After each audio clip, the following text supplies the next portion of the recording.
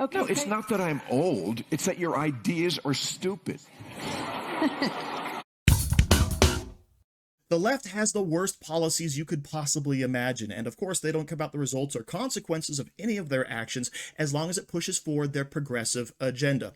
Unless, of course, it starts to result in them losing power. Then they'll say, oh, well, yeah, that's really extreme. We don't really stand for that. We're actually much more moderate, and that's when they come back to the center, and it seems that happens every 4 years around election time. And that's exactly what we're seeing happening here. The left basically turning on the left, calling out the super radicals, the super woke, as being extreme. So of course you have to tamp that back, but still not vote for the opposition, not vote for the conservatives, the Republicans, etc. So what we're going to see today, of course, is this happening in real time with a few select individuals. So before we get to the videos, please like and comment so we can break through the algorithms. Here we go. I mean, part of it, the left has to own. They are aggressively anti-common sense. The Democrats keep running on this one idea, saying to the American people, you can't possibly think you can do worse than Donald Trump. And they keep saying, yes, we can. Yeah. Yes, we can. And I understand that. I do. I would never vote for Donald Trump. And as I said, I think the Republicans are worse. But yeah, when you know, it's funny, when I talk to, you know, my friends around my age, 40, and they are always bitching to me about their kids who are like in their 20s, and they're like super uber woke, and they're driving their parents crazy. And everything is like, you don't get it, Mom. That's old thinking. And I'm like, don't get what? Abolish the police? Tear down statues of Lincoln? Maybe give communism another shot? Get rid of the Border Patrol? Get rid of capitalism? White supremacy has never been worse?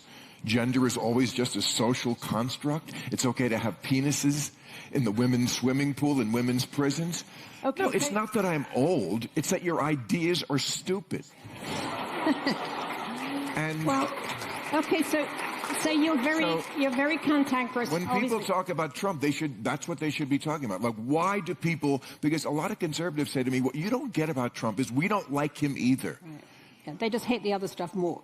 And I don't understand. I don't blame them, because a lot of it is closer to their own home. Like the things you hate about Trump, democracy, I understand why that's the biggest issue. But a lot of people, it's kind of vague.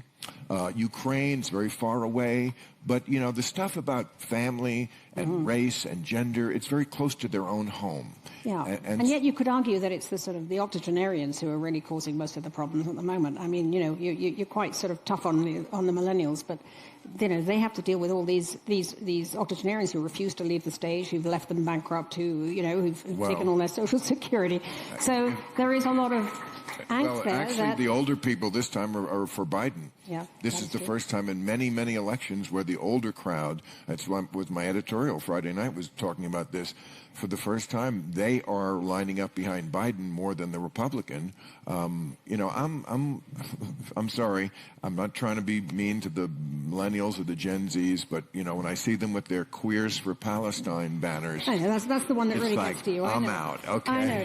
So Bill Maher, of course, has been taking some very good down-to-earth stances on many issues recently, but he's very upfront about the fact that he's going to still vote Democrat. He's going to still vote for the party that stands for everything he just said was stupid. Everything he just said was dumb. There is not one politician in the Democrat Party who would stand up and speak out against any of that stuff, right? They're not going to say our base is radical, our base is too woke, our base is too far to the left. No, they pander to it and they embrace it and they run on it. But of course, around election time, as I mentioned, they got to come back to the center and be more moderate, because they realize the vast majority of the American people are against all of this crazy nonsense. And now this will be pointed out again by Mika Brzezinski talking to Alejandro Mayorkas on The Morning Joe. Let's check this out.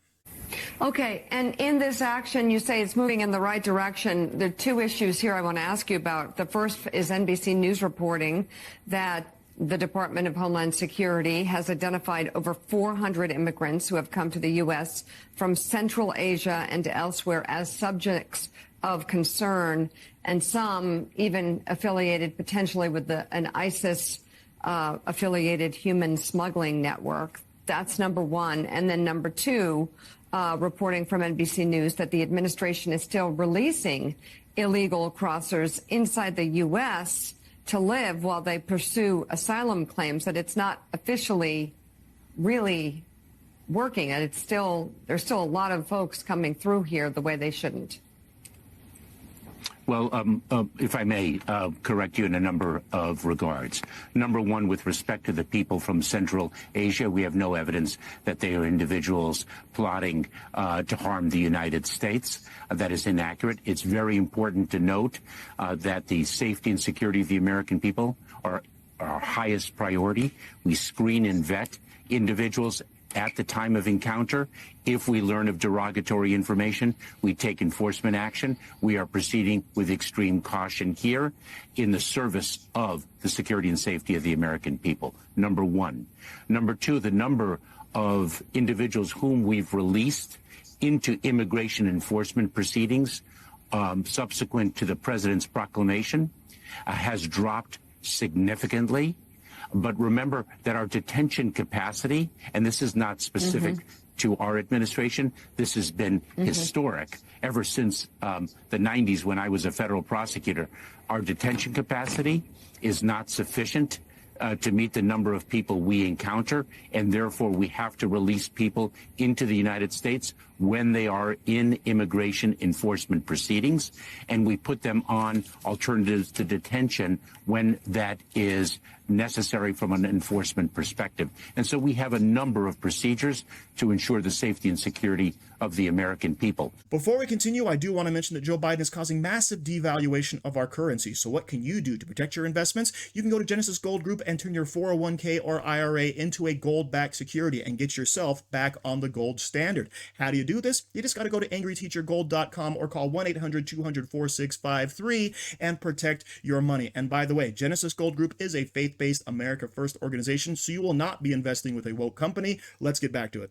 All right, so Mayorkas basically just said he doesn't trust the Department of Homeland Security, right? He's the head of that organization, and they're basically saying, hey, there's actually a whole bunch of possible terrorists that we've encountered, and he's like, oh, no, it's totally fine, right? They're not plotting anything right now. Just because they're tied to a terrorist organization doesn't mean they're going to do anything once they're into the interior of this country.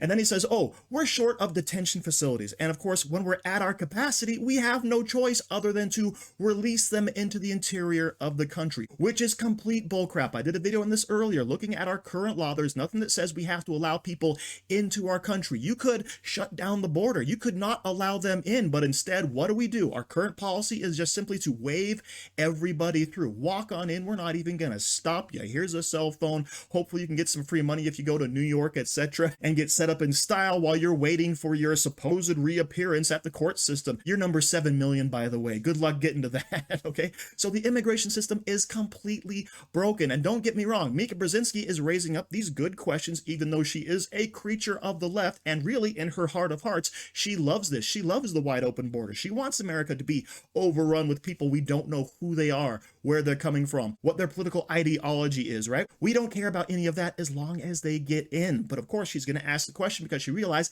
how bad this looks for the Biden administration, and they really want him to win. And by the way, speaking of Biden administration, let's check out these polls. All right, let's run some numbers here. What are the major factors that, folks are saying for their vote for president? And look, we've been talking about it all year long. Numero uno is the economy, 82%. Right behind it is another form of the economy, I guess, inflation, 75%.